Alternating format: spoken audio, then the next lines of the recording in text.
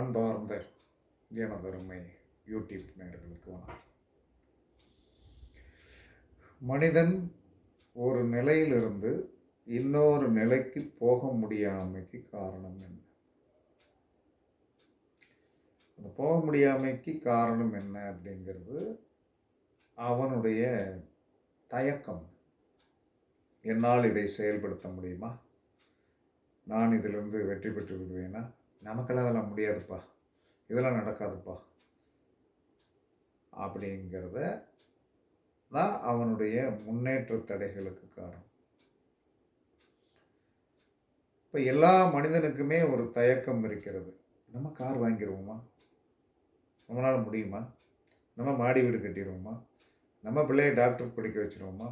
நம்ம IAS collector ஆக்குவதற்கு நம்ம பிள்ளைகளை நம்மளால் முடிக்க வைக்க முடியுமா?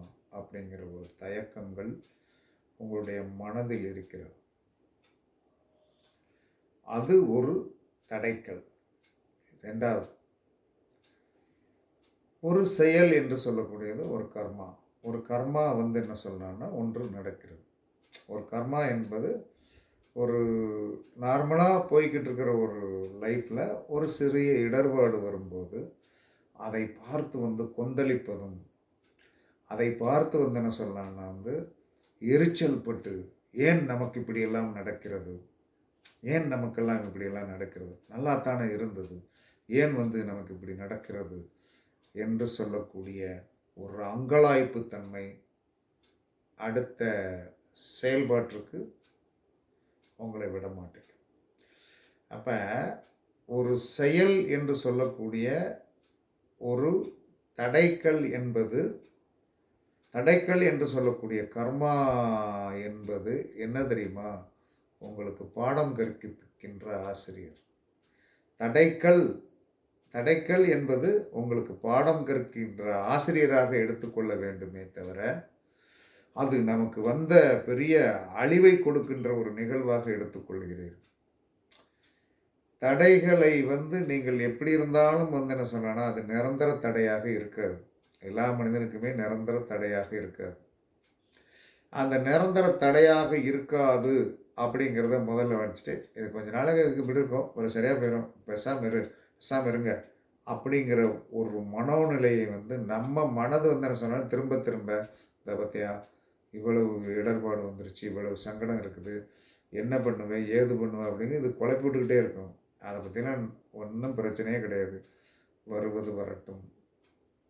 நாம் வெற்றி பெறக்கூடிய ஆதிபத்தியத்திற்கு நம்மளால் முடியும் என்று சொல்லக்கூடிய நம்பிக்கை வேணும். உங்களுக்கு வருகின்ற தடைகள் அனைத்துமே உங்களை என்ன சொன்னான்னா மழுங்கி கிடக்கின்ற கத்தியை தீட்டக்கூடிய சக்திகள்.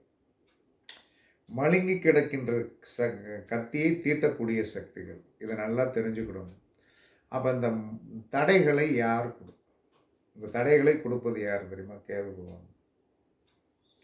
தடைகளை கொடுப்பது யார் என்று சொன்னால் கேது பகவான். கேது பகவான் இருக்கின்ற இடத்துல என்ன செய்யும் தெரியுமா? எப்பயுமே ஒரு தடை இருக்கும், ஒரு தாமதம் இருக்கும், அவர் கொடுத்துட்டே இருப்பார். ஆக கேது பகவான் இருக்கின்ற இடத்தை என்ன சொல்கிறான்னா நம்ம எப்பயுமே என்ன சொல்கிறான்னா தடை இல்லாமலாம் இருக்குது, தடை இருக்க தான் செய்யும். அப்போ நாம் என்ன செய்ய வேண்டும் என்று சொன்னால் அந்த தடைகளை படிக்கல்லாக மாற்றக்கூடிய மன வலிமையை நம்ம வச்சுக்கிடணும். தடைகளை படிக்கல்லாக போட்டு மேலே ஏறி போகின்ற ஒரு சக்தியாக நாம் வைத்து கொள்ளக்கூடிய மனோநிலை வேண்டும். தடைகளை கொடுக்கக்கூடியது கேதுதான். தடைகளை கொடுக்கக்கூடியது கேதுதான். அந்த தடைகளை கொடுக்கக்கூடிய கேது எந்த இடத்தில் இருக்கிறதோ அந்த இடத்தில் உங்களுக்கு கண்டிப்பாக பிரச்சனை இருக்கும். அது பார்க்கின்ற என்ன சொன்ன நேர் பார்வையாக ஒரு 7வது பார்வை பார்க்கும். அந்த இடத்துல உங்களுக்கு பிரச்சனையை கொடுக்கும். அதற்கடுத்து கேது பகவானுக்கு 3ஆம் இடம் என்று சொல்லக்கூடிய 3வது பார்வை உண்டு, 7வது பார்வை உண்டு, 11வது பார்வை உண்டு. அப்போ அவர் எப்பயுமே ஆன்டி கிளாக் வைஸில் தான் பார்ப்பார். அப்போ அந்த ஆன்டி கிளாக் வைஸில் பார்க்கும்போது என்ன சொல்லலாம்னா அவர் 3வது பார்வையாக ஆன்டி கிளாக்கில் பார்ப்பார், ஆன்டி கிளாக் வைஸில் பார்ப்பார். அதே சமயத்தில் வந்து 7வது பார்வையாக வந்தன சார் ஆன்டி கிளாக்கில் பார்ப்பார். 11வது முறை இந்த இடத்தெல்லாம் நீங்கள் சோதனை பண்ணி பாருங்க. அது எப்பயுமே வேலை செஞ்சுட்டே இருக்கும். அப்போ அந்த வேலை செஞ்சுட்டே இருக்கும் அப்படின்னு சொல்லி வரும்போது, கர்மா என்பது யார் என்பது இப்போ புரிஞ்சிருச்சா? கர்மா என்பது, தடைகள் என்பது, பிரச்சனைகள் என்பது சாட்சாத் கர்மாவே உங்கள் ஜாதகத்தில் எங்கே இருக்குங்கிறது. கர்மா உங்களுக்கு வந்து ரொம்ப மனச்சஞ்சலத்தை கொடுக்கக்கூடியது கேது பகவான் தான். அந்த கேது பகவானுக்கு என்ன பிடிக்கும்? கேது பகவானுக்கு என்ன பிடிக்குங்கிறத முதல்ல தெரிஞ்சுக்கிடணும். கேது பகவானுக்கு என்ன பிடிக்கும் அப்படின்னு நான் வந்து என்ன சொன்னேன்னா, ஆசைப்படக்கூடாது.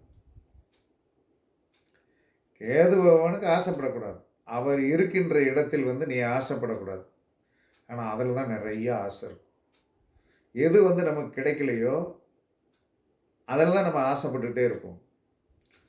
அப்போ அந்த கேது இருக்கின்ற இடத்துல இப்போ பார்த்தீங்கன்னா என்ன சொன்னேன்னா, இருக்கின்ற இடம் ரொம்ப வந்து என்ன சொன்னேன்னா வந்து இம்சையை கொடுக்கும்.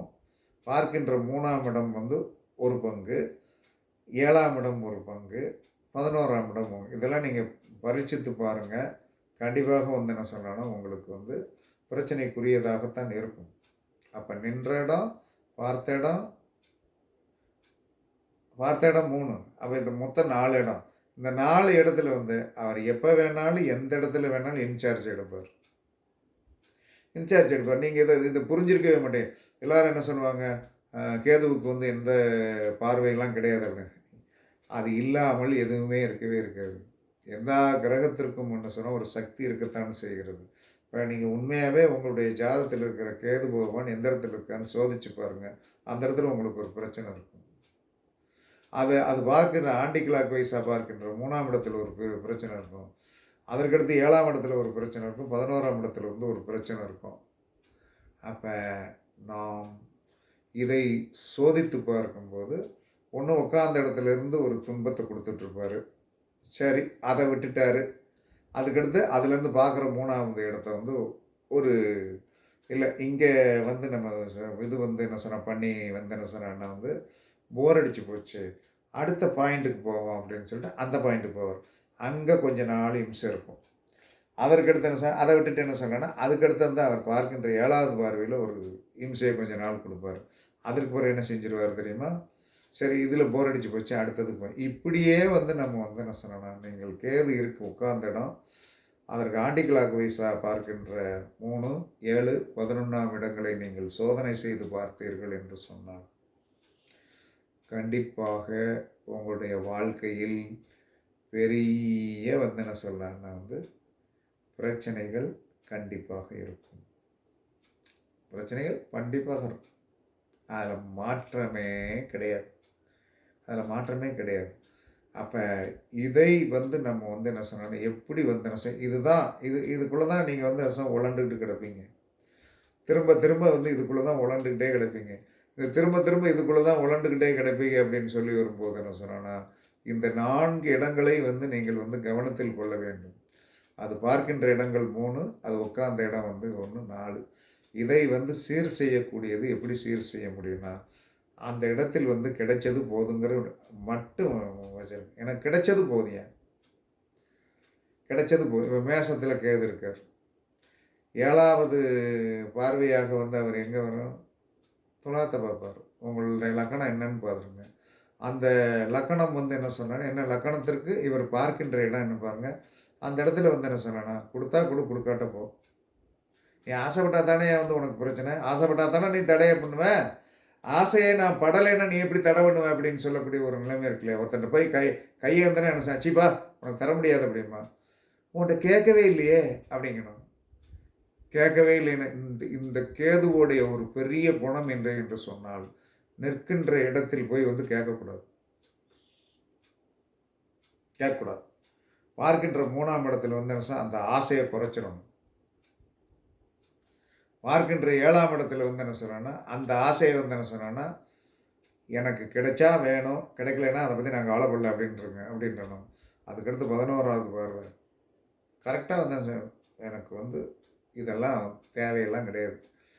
உன்னால் வந்து நான் சீரழிவதற்கு தயாராக இல்லை, நீ வந்து என்ன சொன்னா கொடுத்தா கொடு, கொடுக்காட்ட போ. இதுதான் வந்து என்ன சொன்ன, தெய்வத்திடம் போய் வந்து என்ன சொன்னான்னா, கேது என்பது என்ன சொன்னான்னா வந்து ஆன்மீக சக்தி என்பதை புரிந்து கொள்ளுங்கள். எந்த தெய்வத்திட்டயாச்சும் நீங்க போய் வந்து என்ன சொன்னான்னா வந்து கேட்டு உடனே கிடைக்காது. நான் இத்தனை வருஷமா முருகப்பெருமானை கும்பிட்டுட்டு தான் இருக்கேன். நான் அந்த ஜீவ சமாதிக்கு போனேன். நான் எந்த இடத்திற்கு போனாலும் இன்று வரை கேட்கவே மாட்டேன். ஆ, நீங்க போயாச்சு, இந்த இடத்துக்குள்ள இருக்கிற வைப்ரேஷன் நமக்கு வந்து சால்வேஷன் பண்ணும். ஆனால் எனக்கு இது வேணும், இது வேணும்னு லிஸ்ட் போட்டு எழுதுறதே கிடையாது. ஏன்னா எனக்கு கேது வந்து என்ன சொல்றான்னா வந்து, அந்த ஆன்டி கிளாக் வைஸா வந்து என்ன சொல்றான்னா வந்து, எனக்கு விருச்சிகத்தில வந்து என்ன சொன்னான்னா கேது. அப்ப அந்த விருச்சிகத்தில வந்து கேது அப்படின்னு சொல்லி வரும்போது, அவர் ஆன்டி கிளாக்கா வந்து என்ன சொல்றான்னா வந்து, பார்க்கின்ற இடம் வந்து என்ன செய்யும், என்னுடைய 12ஆம் இடம். முதல்ல 3வது வரை 12ஆம் இடத்த பார்த்துருவார். அதற்கடுத்து 7வது பார்வையாக என்னுடைய லக்னத்துக்கு 8ஆம் இடத்த பார்த்துருவார். அதற்கடுத்து என்ன சொல்றான்னா வந்து 11வது பார்வையாக வந்து என்னுடைய லக்னத்துக்கு 4ஆம் இடத்த பார்ப்பார். லக்னத்துக்கு 4ஆம் இடத்த பார்ப்பார். அப்ப இதெல்லாம் வந்து என்ன சொல்றான்னா, நான் அதிகமாக வீட்டில் இருப்பதற்கு ஆசைப்பட்டதே கிடையாது. என் வீட்ல இருக்கிறதுக்கு ஆசைப்படவே மாட்டேன். நான் வீட்லேருந்து படுத்து தூங்குனா தானே வந்து நீ இம்சப்படுத்துவ. நான் வீட்ல படுத்து தூங்குனா தான் நீ இம்சப்படுத்துவ. அதே சமயத்தில் வந்து 12ஆம் பாவம் அயன சயன போகம் அப்படின்னு சொல்லக்கூடியது. அந்த ஊருக்கு போகணும், இந்த ஊருக்கு போகணும், அங்கே போகணும், இங்கே போகணும் அப்படிங்கிற எண்ணமே எனக்கு வராது. பிள்ளைகள், குடும்பம் விருப்பப்பட்டால் வாங்க நான் கூட வரேன் அப்படிம்பேன். அப்போ அந்த 12ஆம் பாவம் சார்ந்த விஷயத்தில் நம்ம 8ஆம் பாவம் 8ஆம் பாவம் சார்ந்த விஷயத்தில் வந்து என்ன சார், நான் ரொம்ப வந்து என்ன சொல்லலான்னா, தனிமை விரும்பி, நான் எப்பயுமே தனிமை விரும்பி தான். நான் வந்து ஹாஸ்யமாக எதையுமே செய்யலாம் மாட்டேன். இது என்னுடைய அனுபவம். 2ஆம் பாவத்தில் வந்து என்ன சொன்னான்னா, எனக்குன்னு ரூ. 10 இன்னைக்கு வரைக்கும் சேர்த்து வச்சதே கிடையாது. வர வர வர தூக்கி எடுத்து வீசிடுவேன். சேர்த்து வைக்கணும்னு நினச்சா தானே. அப்போ இந்த மாதிரி நீங்களும் என்ன சொல்கிறேன்னா, கர்மா இதன் மூலமாகத்தான் வந்து உங்களை செயலாக்கம் பண்ண வைக்கும். அதில் தான் வந்து உழண்டுக்கிட்டு இருப்பீங்க.